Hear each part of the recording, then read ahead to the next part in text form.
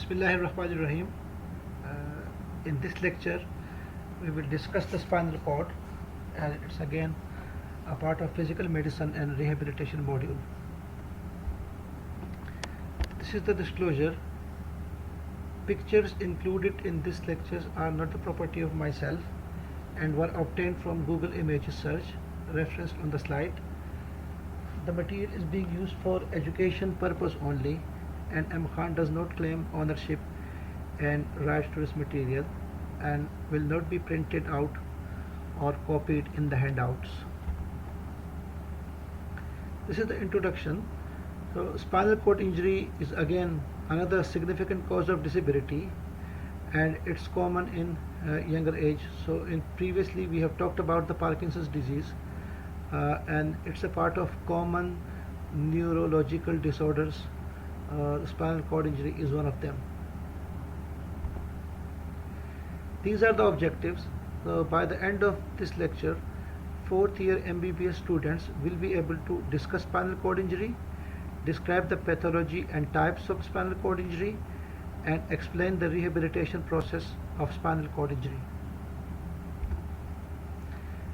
These are the USA statistics. So according to the USA statistics, the main cause of the spinal cord injury, they were found in road traffic accident. That was 42%. Due to falls, 27.1% of the patients, and violence, that is gunshot injury or other violence, 15.3%, and sports injuries, 7.4%. It was common in age 16 to 30 years, and below the age of 15 years only 5%. So it's not common below the age of 15 years. Only few patients were found. Older than 60 years of age, 11.5%, and the average age was about 28.7, but up to 39.5 years now. So initially they thought that the age is 28.7, but now according to a new research, it could be up to 39.5 years now. And if you look at the males, 81.6% are male. So it's more common in male than female. This is the statistics of a study carried out in Peshawar. So this is that's the only thing I could find, and it falls 37.1%, and surprisingly RTA is less, 27.4%. If you look at the USA statistics, the RT was around 42%, so it's less in Pakistan. The violence again more or less the same, 17.7%, but the falls may be because this study was carried out in Peshawar, and it's more hilly area, so there are a lot of hills around. That's why patient will have a history of falls from the height and having spinal cord injury. The mean age was 41.7 years, which is near to 39.5, and male was 74.2%, but in the USA study about 81.6%. So it's again not that far, so it's more in male rather than female. And older than 60 years of age, there were 32%, but in the USA it's only around 11%. So the older than 60 years of age patients in Pakistan are more, and again that may be because the KP is a hilly area, and a lot of patients may have history of fall from a height, and older people have poor balance. That's why they may have had the fall. And in this study, surprisingly, the mortality within the first year of spinal cord injury was 82.3%. So it's quite significant. It means that a lot of people will die within the first year of the spinal cord injury. So it's have a very bad impact actually on the mortality rate. If we think about the other causes, there could be spinal tumors, infections, vertebral fractures, and spondylosis or osteophytes. This is the spinal cord brief anatomy. So the spinal cord extends from medulla oblongata to the lower part of the first lumbar vertebra L1, that's conus medullaris. And this is a description of the spinal nerve. So it has a dorsal root and a ventral root, and these roots combine and come together and make spinal nerve, which has 31 pairs of spinal nerves in the body. We have 8 cervical, 12 thoracic, 5 lumbar, 5 sacral, and 1 coccygeal. This is the functional anatomy of the spinal cord. So we have a posterior column, a dorsal column, which will have fine touch fibers, light pressure, and proprioceptive input, which will have a fiber of these 3 areas. Then we have lateral corticospinal tract, which is this one, lateral corticospinal tract here, okay, and that's the pyramidal tracts, and that controls skilled and voluntary movements. We have lateral spinothalamic tract, okay, which is this one here, and it controls pain and temperature sensation. So any problem in here, we're going to lose the sensation of the pain and sensory loss. These are the types of spinal cord injuries. So we have a complete injury where there is a complete dissection of the spinal cord, and it's irreversible. The patient will go in the spinal cord and there will be no recovery, because the spinal cord will be completely damaged and there will be no sacral sparing in this one. Then we have another type, which is incomplete injury, and the incomplete injury again could be divided into 5 subtypes. The one is the central cord syndrome, in which one the cord is centrally compressed. It's may be due to extension injuries, or it's common in the elderly people, and in this type they have lost upper limb movements, but they have some movements in the lower limbs. So mostly the arms are affected with this kind of syndrome. Then we have anterior cord syndrome. So if we have the anterior cord syndrome, which will be this one, and there will be loss of some motor activity in this one, okay, and that is common in younger age of spinal cord injuries. There's again a bronze cord syndrome, which is the hemisection of the spinal cord. This is this one, okay, so which is the hemisection of the spinal cord. So the spine, one side of the spine will be damaged, and because the fibers cross onto the opposite side, so there will be some problem of sensation, or there will be complete loss, motor and sensory, on the opposite side, because it's damaged to the one side. Then we have a posterior cord syndrome.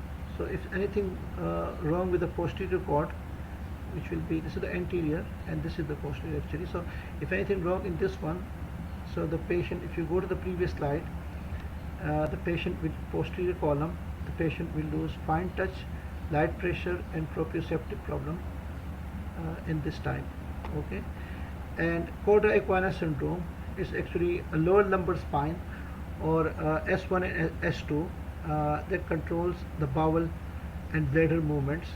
So if anything happens, or any injury to the spinal cord below the level of L4 or S1, S2, then the patient will lose the sensation of the bladder and bowel, and they may have urinary incontinence or urine retention problem. This is the classification of the spinal cord injuries. It's quadriplegia, so it's injury in the cervical region, and that affect all four limbs. So both the upper limbs, both the arms, and both the legs will be affected. Then we have paraplegia. Then if there is an injury on the into the thoracic, lumbar, or sacral segments, then it will affect both lower limbs. So both legs, sensory changes or motor losses depend on the damage. Assessment is again a very important part. Objective assessment. We need to check the dermatomes.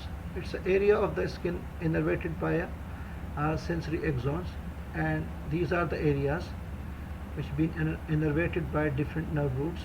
So any problem in L1 vertebra will have a sensory loss in this area, L2 here, L3, and vice versa. That's C4 here. So you need to look for these signs depending on the site of the injury, so to determine the level of injury, and also we can assess the improvements or deterioration in the patient's symptoms. So it's an important tool. These are the myotomes, so we can check for the upper limb and lower limb myotome. As deltoid, wrist extensor C6, elbow extensor C7, and vice versa. So we can have a look, so if there is any muscle loss or motor activity loss according to the segment, these movements could be affected. That's are the complications of spinal cord injury. So you can have some medical complications that immediate could be respiratory, then gastrointestinal, and it could be cardiac. Then we have autonomic dysreflexia, which is abnormal below the level of T6 injuries. Because the sympathetic chain lies in the thoracic area. So any injury below the above the T6 level, then we can have autonomic dysreflexia, and it's abnormal increase in the blood pressure due to autonomic responses. Patient can have diarrhea, vomiting, nausea, and headaches. Okay, so there's some GIT disturbances. So, and it's due to abnormal autoimmune responses. They can also have a deep venous thrombosis because in the inactivity, if they're lying inactive in the bed for so long, and because their lower limbs are paralyzed, so the muscle pump in the calf muscles not working properly. That's why they can have a DVT. So that need to be looked at. And they can have orthostatic hypotension. So it's again positional, due to any position change. They can have some hypotension. So like if they are coming from sitting to standing or lying to sit, they can drop their blood pressure.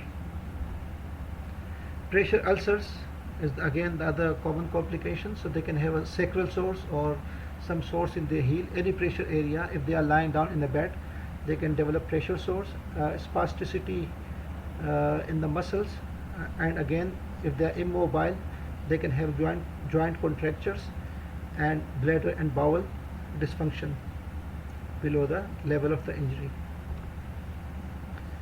Rehabilitation again, it's a whole medical team approach: medical and nursing, physical therapy, occupational therapy, speech therapy, clinical psychology, orthotics, and dietitians. So these all professionals will have their independent role in managing these patients, and it's a team approach rather than an individual approach. What we can do from a rehabilitation point of view, we can do passive range of movement exercises just to keep the joint range of motion so they don't get stiffer, and minimize the risk of contractures. Mat activities, so we can do exercises on the mat or on a bow bath, like it's a wide bed. We can do exercises on the bed. Tilt table standing. A tilt table is a modality. It's like a plinth or a treatment couch, which has the ability uh, to stand the patient. So it's like a motorized machine.